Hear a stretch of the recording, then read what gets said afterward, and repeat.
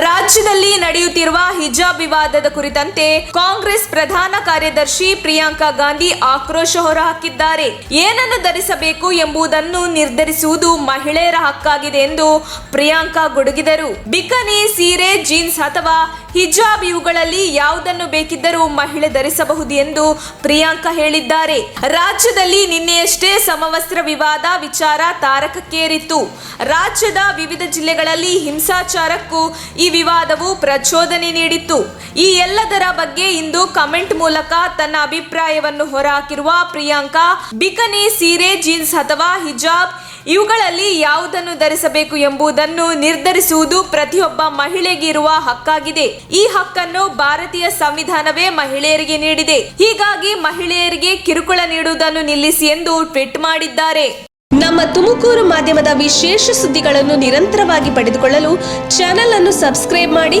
ಕ್ಷಣ ಕ್ಷಣದ ಸುದ್ದಿಗಳಿಗಾಗಿ www.nammathumakuru.com ಗೆ ಭೇಟಿ ನೀಡಿ.